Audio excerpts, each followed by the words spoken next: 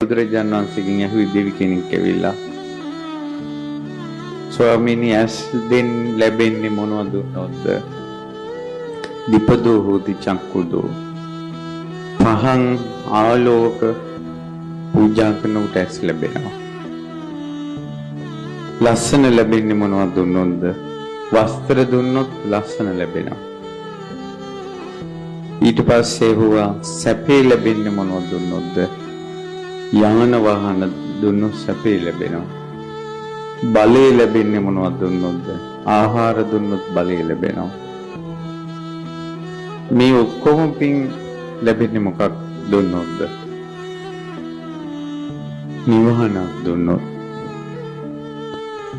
සියලු ආනිසංස එකවර ලැබෙනවා.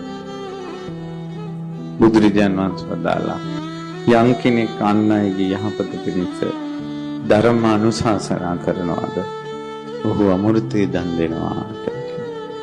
දින දෙක උතුම් ධර්මය. ඉතින් ඒ නිසා සෙනසුන් පූජාව අතර කුටි සෙනසුන් තමයි අග්‍රම පූජාව. බුදුරජාණන් වහන්සේ වදාළා බුද්ධ ප්‍රමුඛ මහා සංඝ රත්නයේට දානයක් දෙනුවට වඩා මහත්ඵලයි මහනිසංසයි සිව්දිගින් වඩින සංඝයාට කුටි සෙනසුනක් පූජා කිරීම. එතකොට පැමිණි නොපැමිණි සියලුම සංඝයා නියෝජනය වෙනවා සාංගික කළ පූජා කරනකොට. ඒකට හේතුව තමයි දැන් වැඩි ඉන්න සංඝයා අඤ්ඤා කොණ්ඩඤ්ඤ මහරහතන් වහන්සේගෙන් පැවතගෙන එන සංඝ පරම්පරාවෙම එක්තරා තැනක පුරුකක්. දැන් ඉන්න සංඝයා අතීත සංඝයා නියෝජනය කරනවා. දැන් ඉන්න සංඝයා හිටියොත් තමයි අනාගත සංඝයා බිහි වෙන්නේ.